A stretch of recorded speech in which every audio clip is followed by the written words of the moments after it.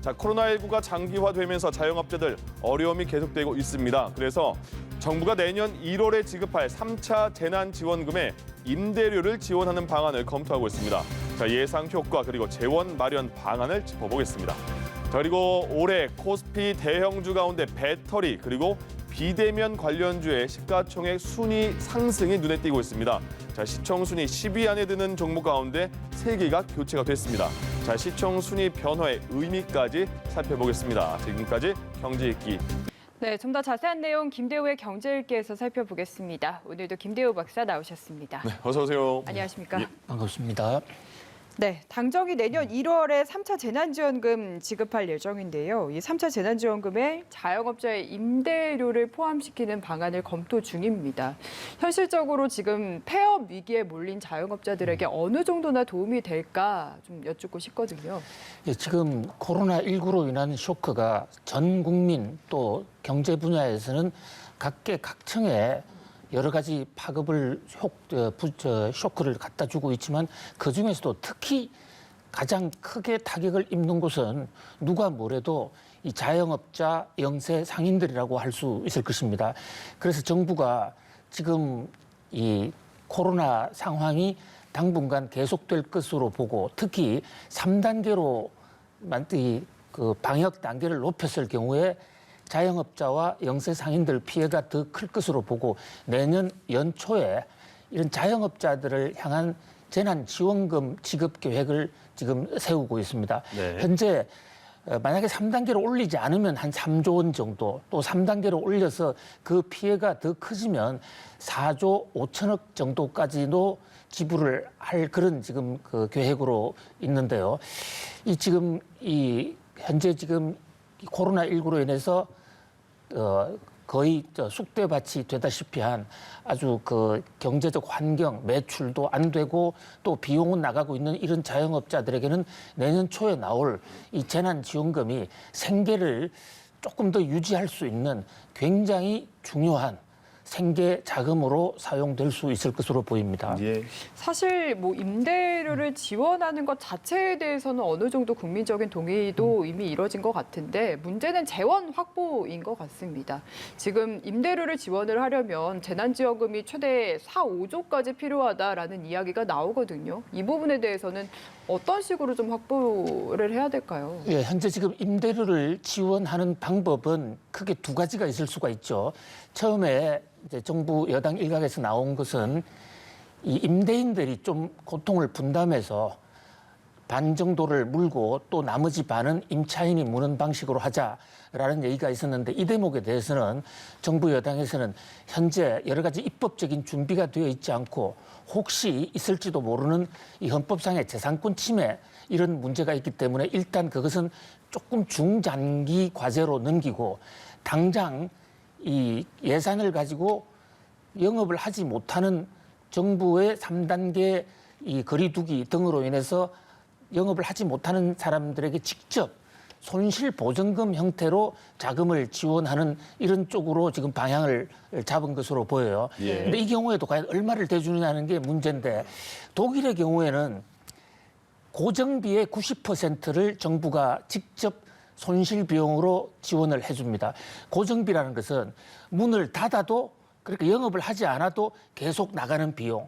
이를테면 거기에 핵심적으로 들어가 있는 게 임대료. 네. 임대료는 영업을 하나 안 하나 계속 나가야 그렇죠. 되고 또 전기값 중에 기본요금이라든지 그 밖에 각종 서비스료의 기본요금 이런 것도 나가게 됩니다. 거기에 90%를 해주는데 우리가 정부에서 우리나라의 경우에는 상당히 어려운 게 독일에 비해서 우리나라는 자영업자 비중이 워낙 높습니다.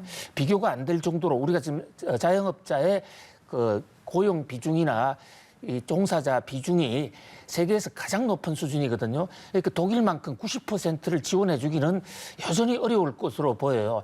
그래서 우리가 2차 재난지원금 때 1인당 한 200만 원 정도로 줬습니다. 네. 그 정도 선에서 주는 방안을 현재 논의하고 있는데요.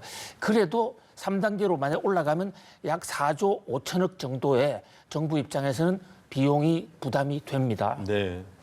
코로나19 때문에 이제 밖에 나가는 것도 쉽지가 않은 상황이잖아요. 그래서 밖에 나가서 물건 사는 것도 좀 자제하는 것 같은데 온라인 쇼핑이 많이 늘었나 봐요. 근데 예전에 보통 우리 어머님 세대 그러면 5, 60대 분들이었는데 인터넷 쇼핑을 엄청 많이 하시나 보죠, 요새? 그렇습니다. 이게 코로나가 가져온 또 하나의 새로운 풍속도라고 할 수가 있죠. 네. 그동안에 50대나 60대 또 그 이상은 이 온라인 쪽에 사실상 그 소외돼 있었고 네. 그래서 디지털 디바이드란 얘기도 나와 있었습니다. 네. 그래서 IT를 통한 상거래는 대부분 젊은 층의 전유물인 것처럼 여겨졌는데 예. 최근 통계를 보면 이 50대가 가장 증가율이 높고 지금 비중도 폭발적으로 늘어나고 있어요. 예. 아마도 이것은 코로나 상황 속에서 오프라인을 갈 수 없게 되는 상황이 계속 확대가 되면서 이제는 생존의 문제로 아주 작심하고 살아가기 위해서 비대면 연구를 많이 하신 것 같아요. 공부도 많이 하셨나 보네요. 그렇습니다. 예, 예. 예. 그런 면에서 실질적으로 이제 50대, 60대들이 사용이 늘어나게 됐고 또 하나는 유통업체에서도 이 50대, 60대의 사용 활성화를 위해서 그 애플리케이션을 상당히 단순화시키고 예. 과학화시킨 이런 측면이 큰 것으로 보이는데요. 이렇게 되면 이제 코로나가 가고 나도 내년에 갈지 내후년에 갈지는 알 수 없습니다만 그 이후에도 온라인이 대세를 이룰 수가 있다. 네. 그런 면에서 매우 중요한 패턴 변화고요. 특히 우리나라의 경우에는 지금 이 인구 구성의 문제로서 50대, 60대 인구 구성비가 갈수록 늘어나고 있습니다. 예. 그래서 앞으로는 이 50대, 60대 온라인 수요를 누가 잡느냐에 따라서 상권 판도도 바뀔 수가 있다. 그러면서 굉장히 의미 있는 준비고 의미 있는 변화고 거기에 대해서 같이 대책도 세워야 될 것으로 보입니다. 이 온라인 쇼핑도 중독되면 좀 큰일 나는데 박사님도 온라인 쇼핑 많이 하십니까? 그렇습니다. 예. 예. 보통 뭐 어느 거 하세요? 온라인 쇼핑은 그냥 뭐 지메일을 뭐 지마트 네. 뭐 등등 G마켓. G마켓. 뭐 가리지 않고 예. 다 뭘 합니다. 사시냐 이거죠, 보통 많이 사시는 게. 물건 사는 게요. 예, 예. 뭐 생필품을 상당히 많이 그러세요? 예. 아, 그렇군요. 가정적이시네요. 예. 네. 그리고 또 이 역시 코로나19의 영향이 아닐까 싶은데 연말이지만 술자리 약속 정말 많이 줄지 않았습니까? 그래서 그런지 집에서 혼술하는 분들도 많으실 것 같은데 예. 하나 더 질문을 드리자면 박사님 요즘 뭐 집에서 혼자 혼술 하시는지요? 질문이 많네요, 오늘. 예. 그 생계용으로 일을 많이 해야 되기 때문에 예. 술을 먹을 시간은 자주 없습니다만은 예. 그래도 이제 그 단체적으로 먹을 수 있을 기회가 완전히 차단돼 있으니까 네. 정말로 그 음미할 일이 있으면 간혹 한 번씩 혼술을 하는데 이제 그러다 보니까 혼술의 그 혼술 패턴이 전 사회적으로 확산이 되다 보니까 예.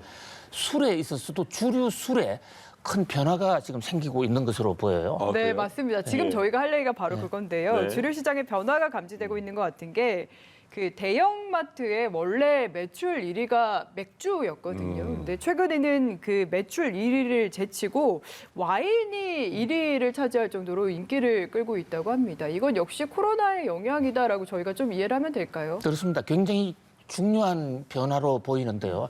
우리가 그동안 근대화를 시작한 이후에 개인들이 마트에서 사서 먹는 술은 맥주가 단 한 번도 빠지지 않고 1등을 계속 유지해 왔습니다. 예. 그런데 최근 이 코로나19 상황 속에서 맥주가 2위로 떨어지고 와인이 1등으로 우뚝 올랐었어요. 아무래도 맥주는 여러 사람들이 같이 모여서 함께 치어스 하기가 좋은 술인데 네. 비해서 와인은 혼자서 음미하면서 혼술하기가 좀 좋은 그런 특징도 있겠죠. 그렇죠. 거기다가 지금 이 정부의 각국과의 FTA 협정을 체결하면서 와인의 수입 가격이 아주 급격하게 지금 떨어져서 맥주 가격이나 와인 가격이나 큰 차이가 없어요.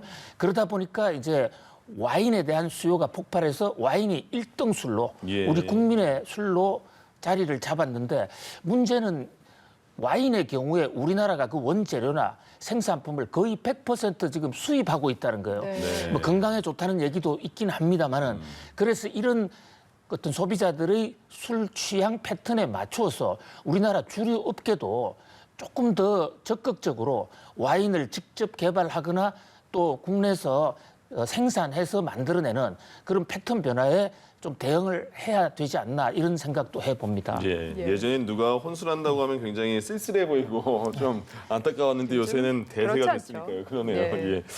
그리고 올해 코스피에서요, 배터리와 비대면 관련주가 아주 상당히 높아졌다고 해요. 시가총액에서 상위를 차지한다고 하는데 시가총액 상위 비중이 그럼 많이 달라졌습니까? 그렇습니다. 이제 올 한 해도 며칠 남지가 않았는데요. 그중에도 정권시장은 납회라고 해서 며칠 앞서서 장을 종료하기 때문에 예. 그야말로 올해 코스피, 코스닥 최종 순간을 향해서 지금 달려가고 있는데 현재 지난 1년간 어느 회사의 시가총액이 제일 많이 올랐느냐 이것을 조사해본 리포트들이 지금 잇따라 나오고 있거든요. 예. 시가총액이라는 것은 현재 주식 가격에다가 그 회사의 발행 주식 수를 곱한 것이기 때문에 그 회사 주식을 통째로 다 살려면 들어가는 돈 이게 시가총액이라고 볼 수가 있어요. 네. 그만큼 주식 가격 면에서 가장 덩치가 큰 회사죠.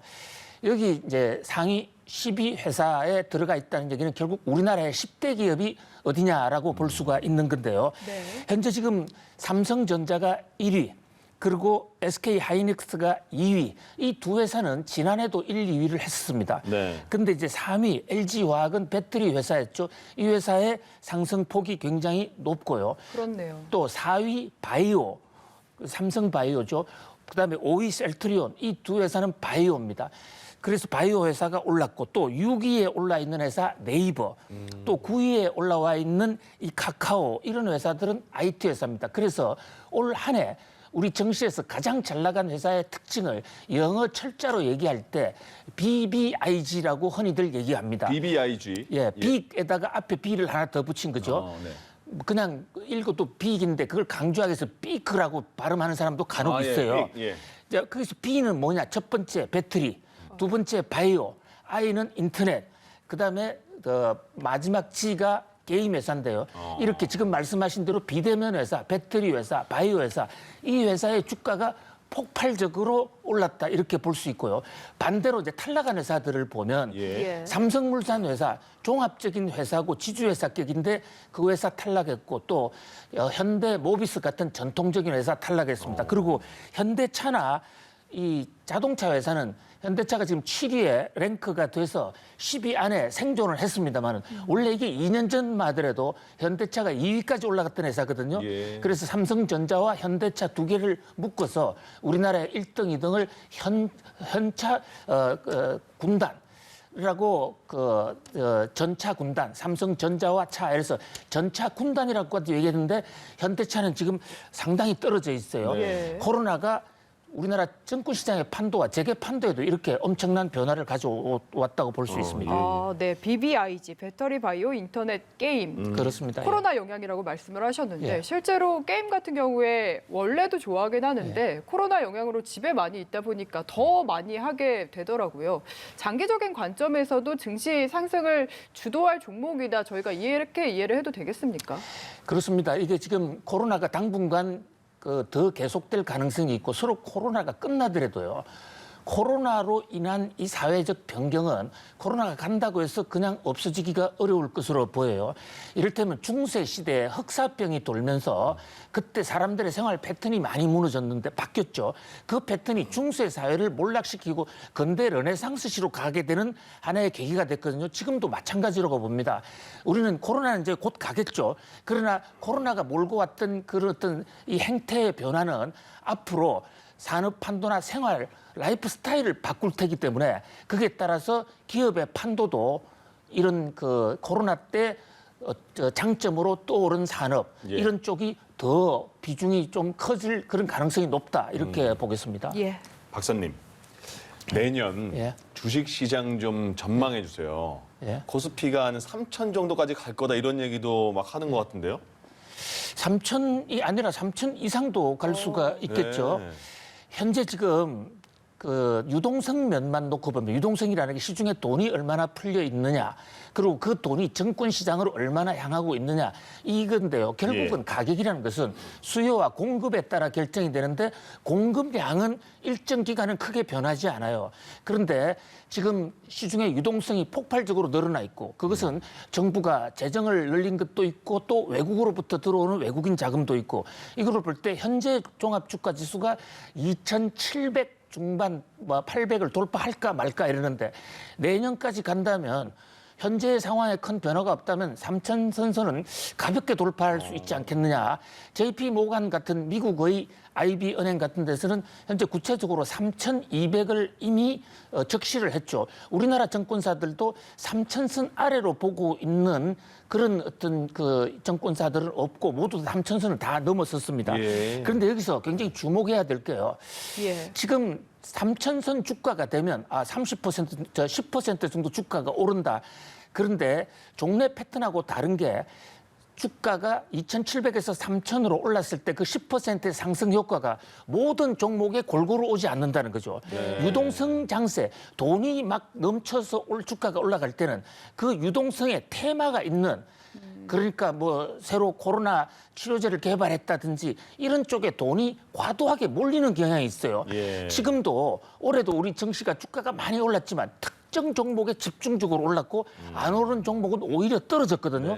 그런 면에서 굉장히 조심해야 되고요.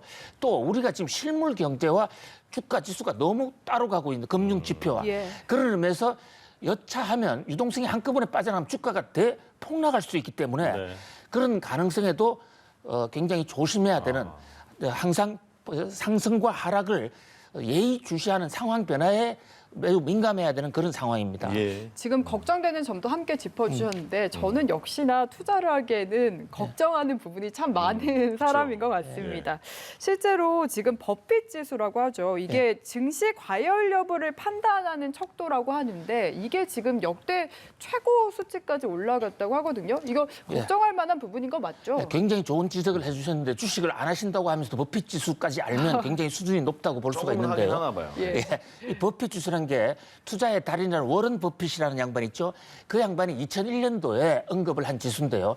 그러니까 아까 말씀드린 그 시가총액을 GDP로 나눈 건데 네. 이게 100보다 넘어가면 너무 주가가 실물보다 과대했다. 그런데 지금 현재 전 세계의 버핏 지수가 120을 돌파했습니다.